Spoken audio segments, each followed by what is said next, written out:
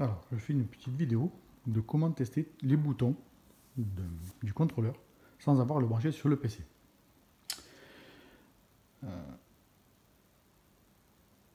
Donc déjà, il faut l'allumer en maintenant appuyer sur Shift et le bouton 1 du deck. Bon, je ne peux pas le faire parce que forcément, il faut tenir à la fois le téléphone et avoir les deux mains pour le faire. Donc, c'est pas possible de vous montrer. Ensuite, le contrôleur s'allume, tout s'éclaire. Et ensuite, tout s'éteint. Il ne reste plus que ça d'éclairer.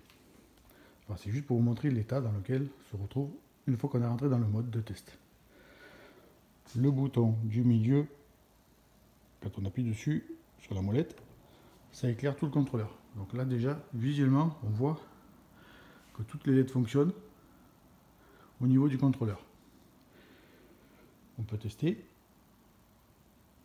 indépendamment, mais c'est beaucoup moins pratique en éteignant comme ça. Moi je préfère tout rééteindre et tester séparément chaque bouton. Donc voilà, on montre. Donc je suis obligé de tout tester un par un. Certains boutons s'allument dessous, c'est pour ça que je mets mon doigt sur le côté. Le Shift éclaire le Hot Q. Voilà, tout s'éclaire. Dès qu'on tourne une molette, ça fait tourner l'affichage du jog. Voilà, c'est pour montrer que tout marche. Voilà. Pareil ici pour le needle search. Donc on fait le tour. N'oubliez rien, on fait bien le tour pour bien montrer que tout marche. Voilà, on voit bien.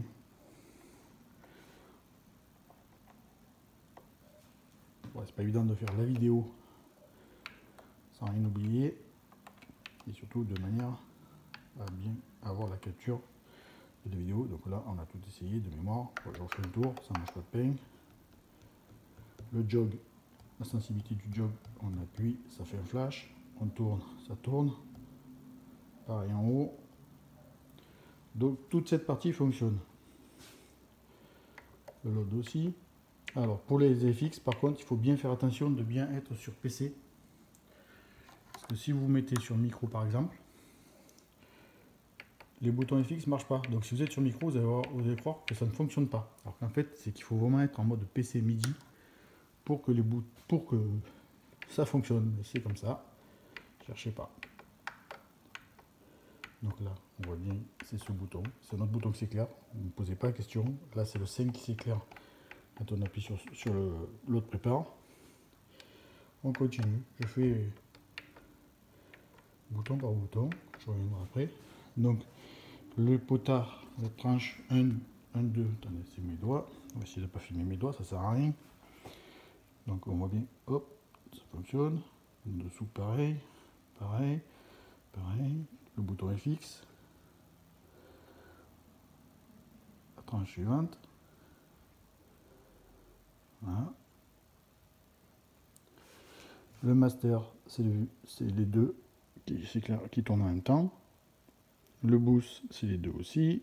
Le headphone, c'est les deux aussi. Après, on passe à la tranche de droite.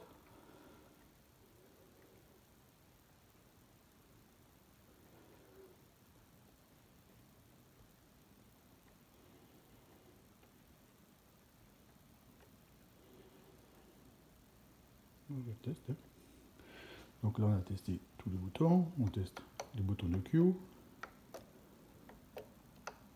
Les faders, ça augmente la voix. Ça augmente le master. Bon, c'est pas le master, mais ça augmente le volume du master pour le sample. Les boutons à gauche, ça fait bouger d'un cran l'affichage là-bas. Pareil, c'est juste pour montrer que tout fonctionne. Ici aussi.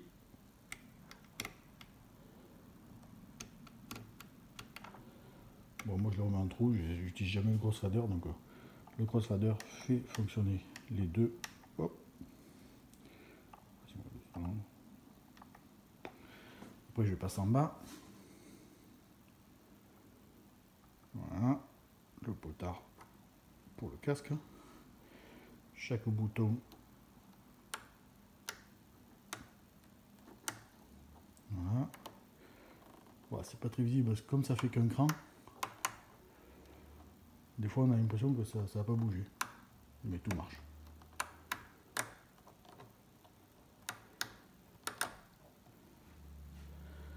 Voilà. Pareil pour le réglage de sensibilité du crossfader. On peut sortir ou rentrer, hein, il tient. Hop, hop, moi je remets au milieu. Et je renfonce. C'est pareil la sensibilité du jog de gauche. Sensibilité du jog de droite. Voilà. En bas, j'ai rien oublié. Bon, bien sûr, on ne peut pas tester les prises de casque. Pour ça, il faut du son, il faut un casque. Donc, j'ai fait toute la partie de gauche, la partie table de mixage. Et on part sur la partie de droite. Donc, on va passer par en haut.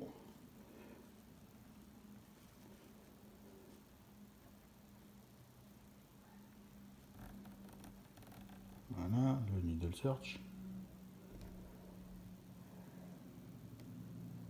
On commence.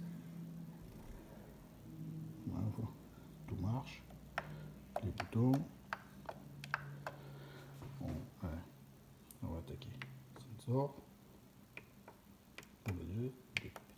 2, dual deck, D4, le shift qui est au bouton recul parce que forcément il n'y a pas de voyant dessous. Sync, les pauses, tous les pads.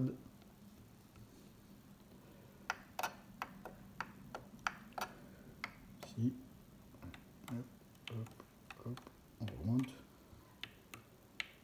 Voilà, le bouton. Et bien le voyant c'est clair là. Ici c'est pareil, quand on passe au-dessus des zéros, le voyant du haut.